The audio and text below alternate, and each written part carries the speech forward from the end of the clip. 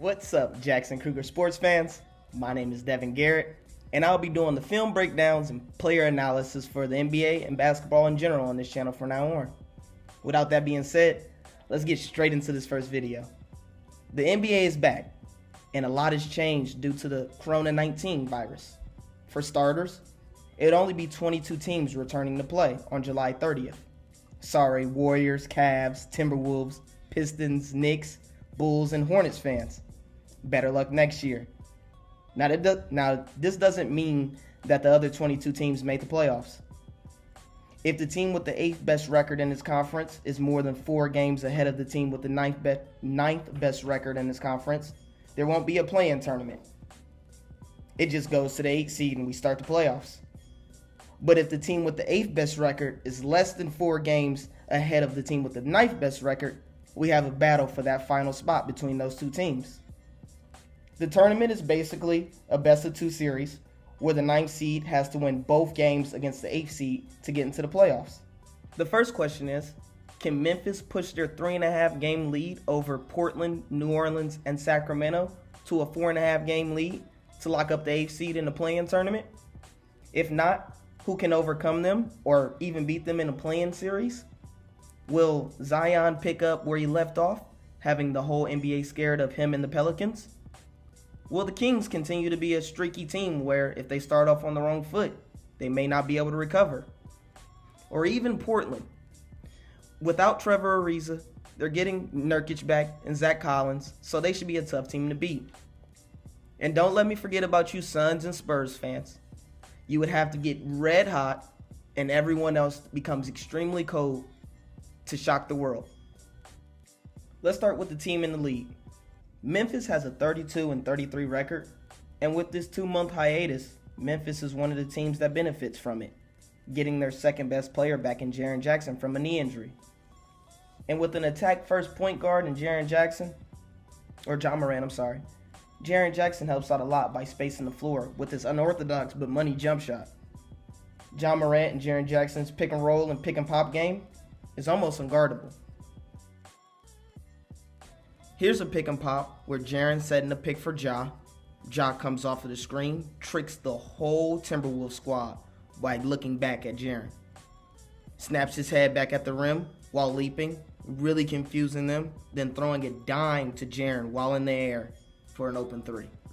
We still have to wait and see if Justice Winslow will play or not, but a starting 5 of Ja Morant, Dillon Brooks, Jay Crowder, Jaren Jackson Jr., and Valanciunas, we will see if they can push that lead to 4 games in a first-round matchup with the Lakers.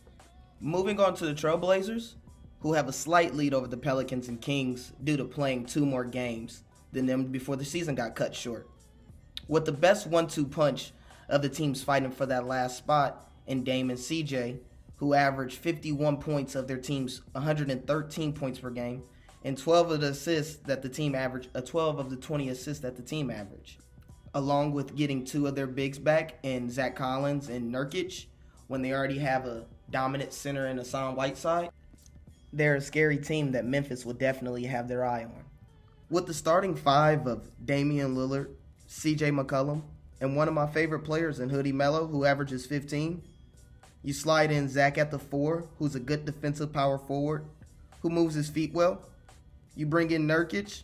He averaged 15 points and 10 rebounds last year. In a bench led by Hassan Whiteside, Trevor Ariza, Rodney Hood, and maybe my third favorite player on the team, and Anthony Simons. Who wouldn't have their eyes on this team? The next team is the team the media wants to get in the most, and that's the Pelicans, who sit at 28-36, and that's 3.5 games behind Memphis. They have just as dangerous of a team, maybe even more dangerous of a team, than the Trailblazers, with Zion leading the charge, followed by 2 scorers in Drew Holiday and Brandon Ingram, one of the best passing guards in Lonzo Ball, a high-flying big man named Jackson Hayes, a veteran big that can space the floor and get a bucket down low, play good defense, who goes by Derek Favors, and lastly, one of the best shooters of all time in J.J. Redick. The lineup of Lonzo Ball, Derek Favors, Drew Holiday, Brandon Ingram, and Zion, on average, scored 26 more points than the five-man lineup they're going against. With quarters only being 10 minutes long, the game being 40 minutes instead of 48, I expect this lineup to be on the floor a lot. With the same record of 28 wins and 36 L's on them, the Kings are a strange team. Well, let me not say strange team. They're a young team. They have a 7-game losing streak. They got a 6-game losing streak this year. I know a few of those games they didn't have their best player, De'Aaron Fox, but I just don't see it. Like I said, the best player is De'Aaron Fox.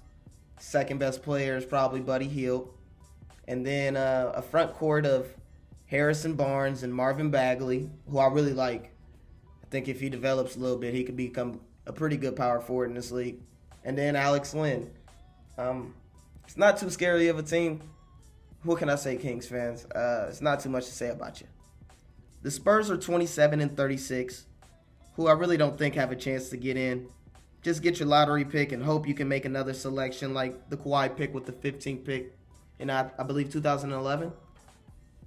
And to finish it out, we have the Suns at 26-39, who has a bucket machine in Devin Booker on their team. Kelly Oubre, who is a player I really like, and a young big that could be something in this league, in DeAndre Ayton. But just like the Spurs, get your draft pick and move onward and upward. Now let's move back over to my side, the East side. Now the Nets are sitting the best of the 3 teams that's actually playing for something in the Eastern Conference. The Nets are in the 7th seed right now, so if the playoffs were to start, they will be playing the Raptors instead of the Bucks. I think I'm not insane by saying playing the Raptors would be a lot easier first-round matchup than playing the Bucks. The Nets are 30-34. No one knows if Kyrie or KD is suit up, so I really don't want to talk about them. But a lineup of Spencer Dinwiddie, Karis LeVert, Joe Harris, Wilson Chandler, and DeAndre Jordan, we're going to see. Orlando might be able to sneak in there for that 7th seed and play the Raptors instead of the Bucks. Orlando is 30-35, a half a game behind the Nets. The Magic are filled with young players that just haven't figured out how to, like Bill Belichick would say, just do your job. Mo Bamba, I need you to contest and block all shots at the rim. I need to see why that song is named after you. Jonathan Isaac, we need to see that playmaking ability that we all thought you had. Markelle Fultz, I see the jumpers getting better, but I've also seen so many clips of you getting to the bucket and getting easy points. If you keep that up, you could be a starting guard in this league. Aaron Gordon and Nikola Vucevic, I actually like y'all game. Y'all just keep up what y'all doing, and a few of the other players hone in what they need to do, and I could see the Magic being the 7th seed. And the last team fighting for a playoff spot in the Eastern Conference is the Washington Wizards at 24-40, which is 5.5 games behind the 8th seed. Now, John Wall has come out and said he's 110% healthy, but his coach Scott Brooks says that he'll be better than ever next year. So we don't really know about John Wall. But after 2 years of missing basketball, I know he's itching to get back on the court. They have Bradley Beal, who's a bucket getter, and a shooter that can shoot the lights out in David Bertans. But both of them aren't playing this year. So I'm guessing these last games are going to be, let's get our rookies out there, our young players out there, and develop for the future. Even without fans in the stands, and only giving these mega athletes a few weeks to get their bodies back into basketball shape, so I'm guessing that the games will be a lot less scoring. I can't wait to see the league start back up on July 30th. I hope the players can stay healthy and have a good 8 games for the remaining teams. A play-in game would be dope to see. First in NBA history. I mean, who wouldn't want to see that? I'll be keeping a close eye on the Grizzlies, Trailblazers, Pelicans, Kings, and on the East, the Nets and the Magic, to see who can get their team into the playoffs to give them a chance to win an NBA championship. Now, if you made it this far into the video, you and I are true NBA fans, and we can't wait for the league to come back. But if I'm going to make more content, I'm going to need you to like, comment, and subscribe. Maybe even send it to a friend that's a fan of one of these teams that we talked about. With all that being said, my name is Devin Garrett. This is Jackson Kruger Sports. I want to thank you from the bottom of my heart for watching this video, and have a blessed day.